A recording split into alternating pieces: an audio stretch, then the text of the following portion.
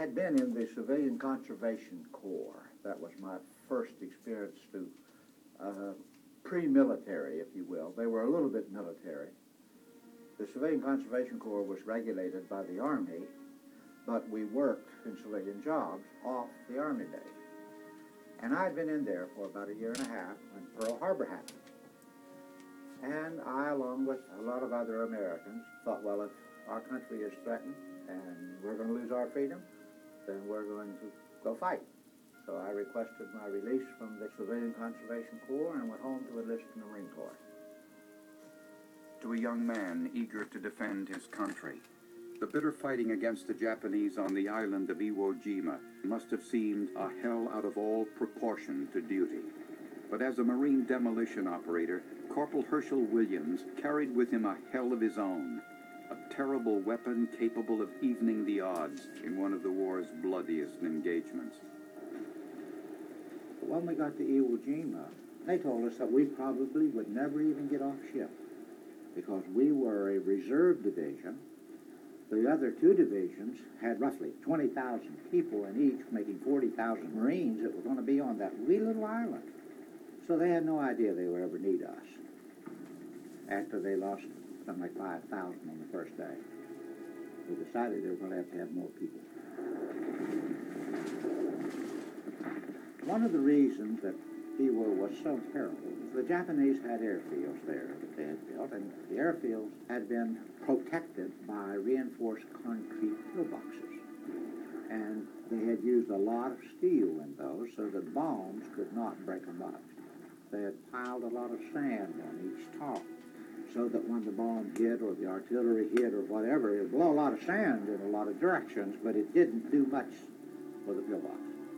So the pillboxes had us stalled.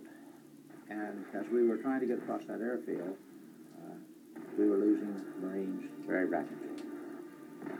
And sometimes even commanding officers get desperate. So losing men rapidly, he asked me if I thought I could do anything about those pillboxes that were out there.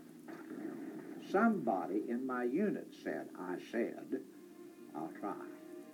Now maybe I did say that. Sounds like me, you know, but I don't know whether I said that or not. But anyway, he assigned me some 4 rifle people, and they were to give me protection while I was out there trying to knock out some of those pillboxes. I hadn't been out there very long, and as I have said many, many times, it's almost like a dream, like it's really not real. 2 of those men, the automatic riflemen, of course, were like me. They were good targets. If a guy is shooting with an automatic weapon, the enemy would like to get him first. In the early part of the 4 hours that I was trying to do this job, I lost him. But the other 2 guys, they kept working with me, and one of them particularly, he kept pretty close to me to try to keep the Japanese off of me. And one of those pillboxes I've been trying to reach, I saw where they had been firing their weapons. They didn't have any smokeless ammunition.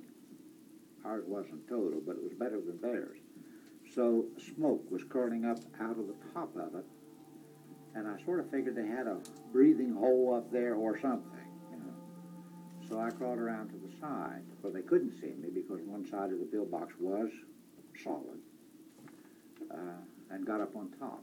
And they had a air vent pipe up there, and it was just the right size that my flamethrower nozzle fit down in it. So I was ready to fire. And they knew that, I guess, because they came charging out of that pillbox. 4 or 5 of them. I don't know. A bunch, anyway, with their weapons and bayonets to get me. And I got them first.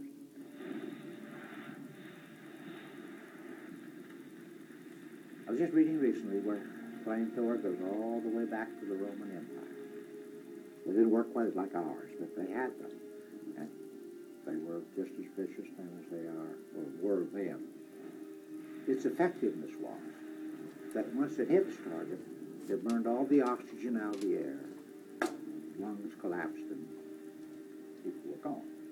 It was a terrible, terrible weapon. Don't ask me how I did it. I don't know how I did it. But in 4 hours, I knocked out 7 of those things. Much of it I don't remember. And I attribute that to fear. Absolutely. Once you got in behind the pillboxes, well, then we had the advantage. So in getting those 7 pillboxes out of the way, that, according to my citation, opened the lane that enabled us to go on through.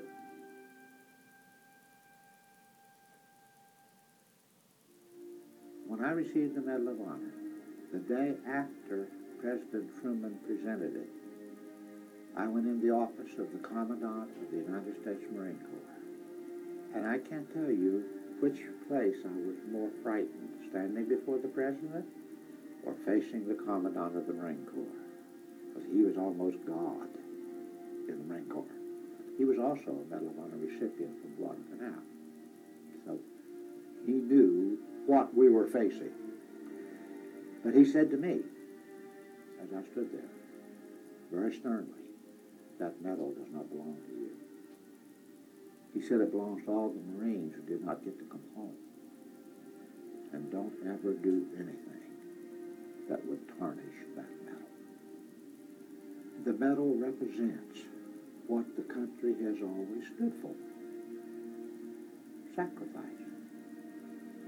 The day I was born, on October the 2nd, 1923, I was handed a gem that is absolutely impossible to buy. That was my freedom. Can't pay for it. There's not enough money in the world. So this medal, to me, stands for sacrifice, service.